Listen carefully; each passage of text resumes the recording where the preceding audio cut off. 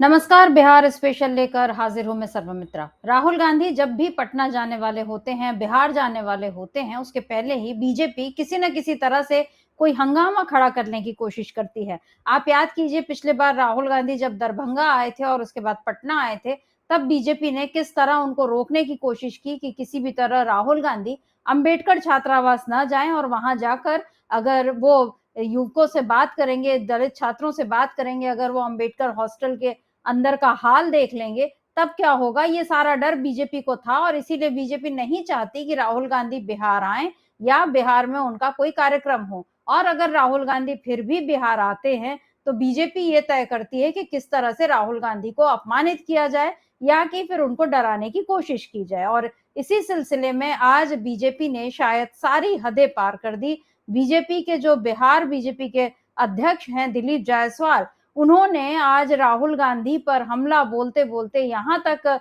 ये कह दिया कि हम राहुल गांधी को 50 गालियाँ तक दे सकते हैं। दिलीप जायसवाल ने क्या कुछ कहा है, इसका एक पूरा वीडियो कांग्रेस ने अपने ट्विटर हैंडल पर शेयर भी किया है और क्या कुछ उसमें है, आप खुद सुन लीजिए कि कैसे दिलीप जायसवाल, जो कि बीजेपी के प्रदेश अध्यक्ष हैं, उनकी क्या भाषा है, क्या सोच है, किस तरह की राजनीति करते हैं बीजेपी के नेता और देश के नेता प्रतिपक्ष के लिए उनके मन में किस तरह की बातें हैं, किस तरह की भावनाएं हैं। समझा जा सकता है कि बीजेपी कैसे ऊपर से नीचे तक राहुल गांधी के लिए नफरत से भरी हुई है और उसकी ये नफरत आज जाहिर हुई दिलीप जायसवाल के बयान में। सुन लीजिए एक बार। बकथेथी करने वाला, थेथरोलॉजी करने वाला नेता नहीं होता। तो थेथरोलॉजी करने वाले सबको रोड पर ले आते हैं। अरे गाली बकना, उल्टा सीधा बोलना, हमको बोलिए ना 50 गाली राहुल गांधी को बक देंगे। हमारे गांव में तो और खतरनाक गाली सब लोग बोलता है। मास्टर को भी बोलते थे, पढ़ाने के वक्त तो बोलते थे मत तोरी मैं मास्टर बाग के ना पढ़ छिटा। तो कौन गाली? ये राहुल गांधी को पता नहीं है कि गाली की तो कांग्रेस ने दिलीप जायसवाल के इस वीडियो को शेयर करके ये लिखा है, उसने साफ-साफ बता दिया। कांग्रेस ने भी एक ट्वीट किया है और कांग्रेस ने लिखा है, बिहार बीजेपी के प्रदेश अध्यक्ष दिलीप जायसवाल अपने संस्कार बता रहे हैं। जननायक राहुल गांधी जी को 50 गाली देने की बात तक कर रहे हैं। इनके संस्कार तो ये हैं कि ये अपने शिक्षक तक को गाली देते थे। इनको चिढ़ है कि राहुल गांधी जी संविधान की बात क्यों करते हैं? वो दलितों, पिछड़ों और आदिवासियों के हक की बात क्यों करते हैं? इनकी खींच बता रही है कि बिहार चुनाव में इनकी बड़ी हार होने जा रही है। इसी बौखलाहट में ये गालियों की डिक्शनरी खोलकर बैठ गए हैं। सुनो, ये राहुल गांधी हैं, इनके खून में डरना नहीं है, लड़ना है। ये बिहार कांग्रेस का ये जो ट्वीट आ गया और जिसने बता दिया, बीजेपी को कह दिया कि सुनो, ये राहुल गांधी का खून है जिसमें डरना नहीं है, लड़ना लिखा हुआ है। और ये जो राहुल गांधी का खून है, इसको अगर आप ललकारोगे तो जवाब आएगा बीजेपी को कांग्रेस की तरफ से। ये आज कांग्रेस ने बता दिया। और बिहार बीजेपी के अध्यक्ष का ये जो बयान आया है, बेहद शर्मनाक है। इसकी जितनी निंदा की जाए कम है, क्योंकि आप कोई छुट-भइये नेता नहीं हैं। आप गली मोहल्ले में या आप नुक्कड़ की चाय पान दुकान पर बैठकर आप चर्चा में ये सब बात नहीं कर रहे हैं। आप बाकायदा पत्रकारों के सामने ये सारी बातें बोल रहे हैं और आप बता रहे हैं कि हम कितनी गालियां दे सकते हैं या कि हमारे गांव में शिक्षकों को कैसी गालियां पड़ती थी। ये संस्कार बीजेपी के जो हैं दिख रहे हैं और बीजेपी के प्रदेश अध्यक्ष जब इस तरह की बात कर रहे हैं, तो समझा जा सकता है कि इसकी शह उनको कहां से मिली है। जाहिर है, केंद्र से लेकर राज्य तक राहुल गांधी के कारण मोदी परेशान हैं, बीजेपी के बाकी लोग परेशान हैं और अब तो नीतीश कुमार भी शायद परेशान हैं कि आखिर राहुल गांधी का मुकाबला वो कैसे करें, किस तरीके से उनको नीचा दिखाने की कोशिश करें, क्योंकि राहुल गांधी तो पता नहीं किस मिट्टी के बने हुए कि उनको किसी चीज से डर नहीं लगता। वो अपने अपमान पर कुछ कहते नहीं, चुपचाप अपना काम करते जाते हैं। अगर उन पर एफआईआर करो तो वो कहते हैं ये मेरे लिए मेडल्स की तरह है। उन पर दसियों मुकदमे पूरे देश भर में चल रहे हैं। उसके बावजूद राहुल गांधी की निगाह में अभी भी वो गरीबों, दलितों, पिछड़ों, आदिवासियों इन्हीं की बात कर रहे हैं।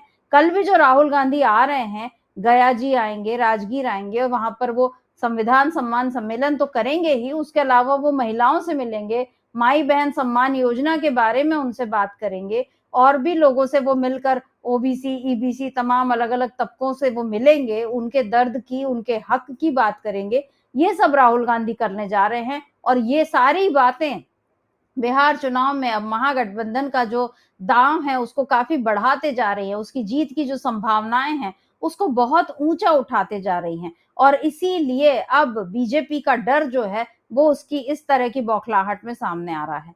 बीजेपी को जवाब देने के लिए आज कांग्रेस के प्रवक्ता जो हैं राजेश ठाकुर, उन्होंने क्या कुछ कहा और क्या उन्होंने किस अंदाज में सुना दिया दिलीप जायसवाल को, एक बार सुन लेते हैं। दिलीप जायसवाल कहते हैं कि वो गाली पढ़ने में पीएचडी हासिल किए हुए हैं। राहुल गांधी जी को अनेकों सैकड़ों गाली दे सकते हैं, कभी गांधी डंडा, गाली, बंदूक और जेल से डरा है क्या?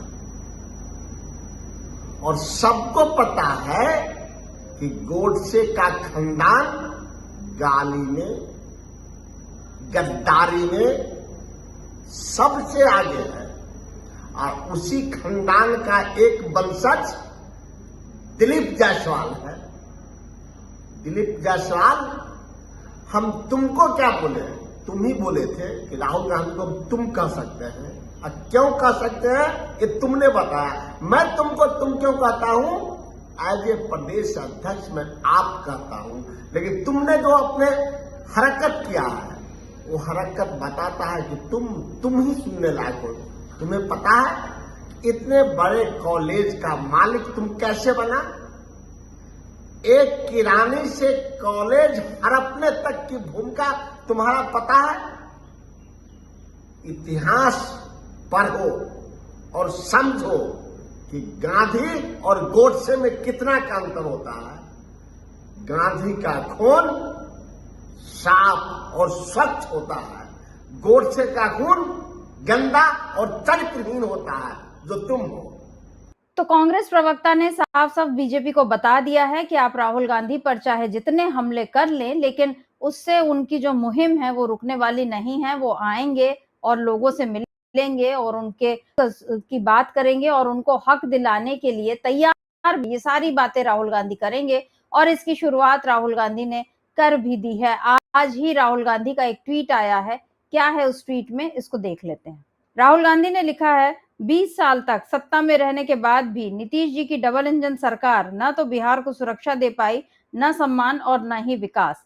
अपराध, बेरोजगारी और पलायन, यही नीतीश बीजेपी सरकार की असली पहचान बन चुकी है।